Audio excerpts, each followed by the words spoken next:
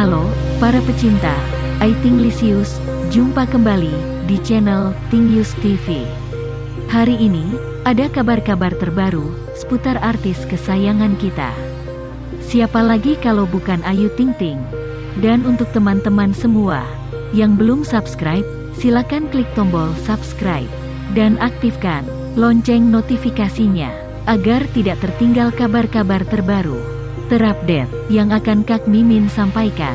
Ini dia berita terbarunya. Ayah Ayu Ting Ting, orang mau bilang artis kampung yang penting rezekinya kota.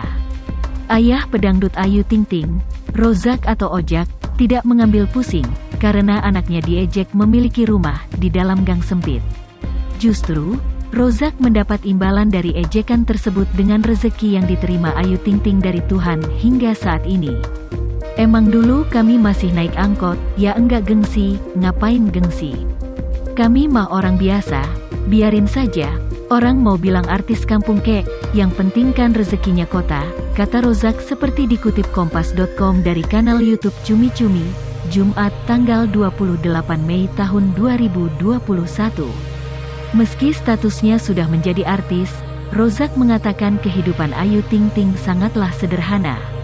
Walau begitu, Rozak tetap berdoa agar anaknya ini tetap diberikan rezeki yang cukup dari Tuhan dan bisa membeli rumah baru. Ya makanya alhamdulillah, doain, mudah-mudahan dia sudah bisa beli, mudah-mudahan insya Allah tahun depan. Ya memang rumah kami di gang sempit, lu mau masuk ya syukur, enggak mau ya sudah, ya memang gua ngundang lu, kata Rozak. Ayu Ting Ting mengaku teman-temannya kerap kali membuat guyonan karena rumahnya ini berada di gang sempit.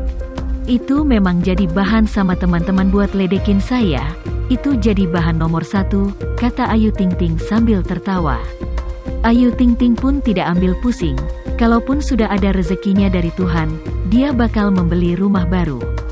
Terlepas dari itu, pelantun alamat palsu itu mengungkapkan, dia sangat bahagia meski rumah berada di gang sempit.